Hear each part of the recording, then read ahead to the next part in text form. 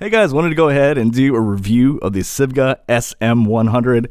I actually got a lot of reviews. A lot of folks asking me to check this out, and I was like, sure, why not? Like, I don't know if you guys can tell, but I'm having a lot of fun. Like, this is really, really fun for me. I love doing this. This is like, I've never had so much fun, like, just reviewing IEMs. It's so fun. But yeah. Before I go on further, I'm going to go and put some notes on the screen. Please note that whatever is in the notes is actually kind of like a lab journal. It's my thoughts when I first wear it till the very end. And it's usually, the notes actually take me hours, but the videos are short. That's why I recommend checking out the notes if you're interested in buying this or in any IEM. So yeah, let's get started. So I recently did a review of the Sivga Q, and I really love this IEM. I'm just amazed at how well it performs at its price point of $60. And I'm so amazed at how this sounds, you know? And so folks were like, hey, can you check out the Sivga SM100? And what do you think? So yeah, decided, why not? You know, just give it a shot. So I'll tell you what it sounds like and to go from there.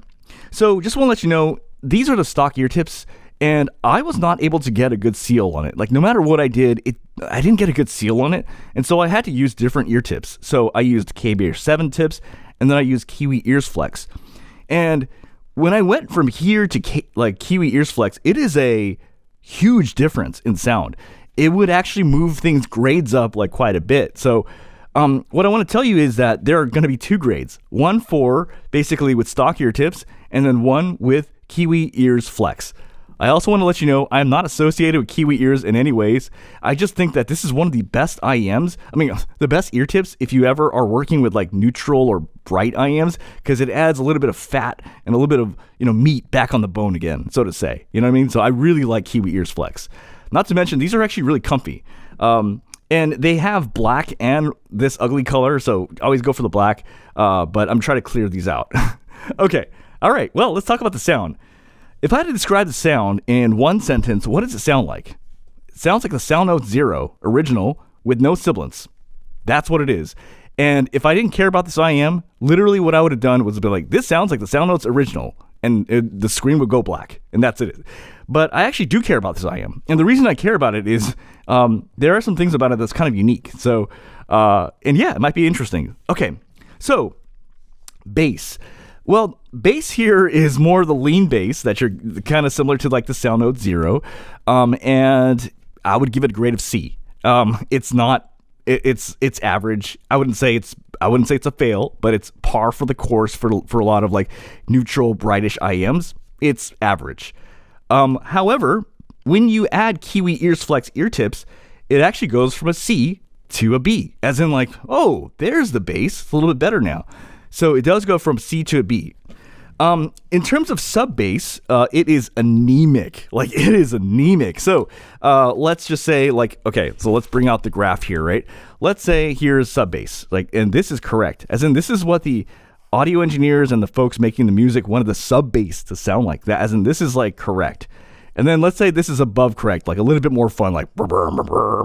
And then like Beats by Dre, like brr, brr, brr, brr. You know what I mean? Well, it ain't here.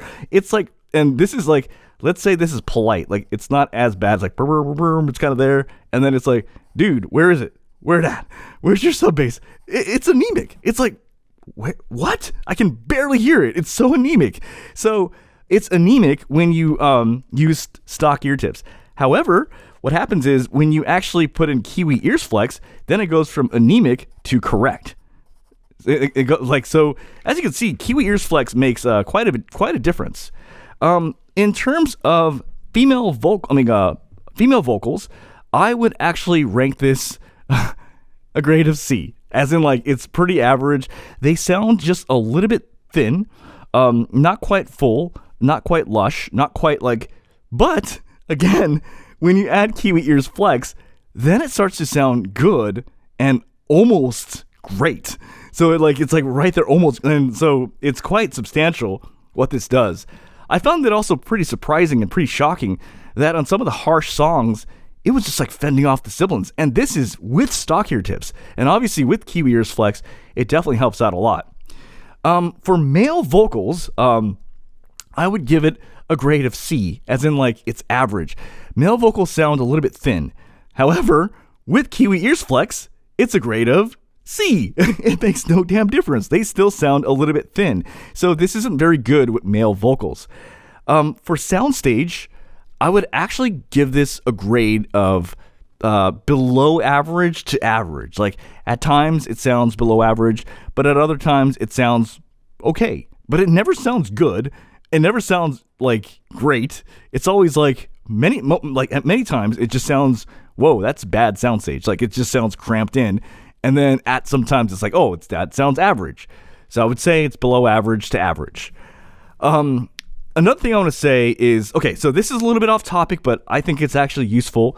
The monitoring section. So what I do is actually I wear this IEM and then I use a microphone and then I listen to my own voice to see what it's doing to my voice, because usually what happens is whatever happens to my voice will happen to male vocals. And sure enough, when I actually wore this and I used the microphone, when I hear back, my voice sounds brighter and thinner. So that's what it's doing to male vocals. It makes them sound a little bit brighter and a little bit thinner. And that's what I noticed. Chris sounded a little bit thinner. I noticed that Justin sounded a little bit thinner. So this is not the best IEMs for male vocals. Finally, comfort was S tier. It was extremely comfortable to wear this. I had no issues with that. But the shining point of this IEM actually is Sibilance. You know, I was actually going through and testing really harsh tracks on this thing, and this thing could handle everything, even the Edward Smith tracks. It was just like everything was handled really well with this. So it has really, really great Sibilance control. And yeah, so that's pretty much it in a nutshell.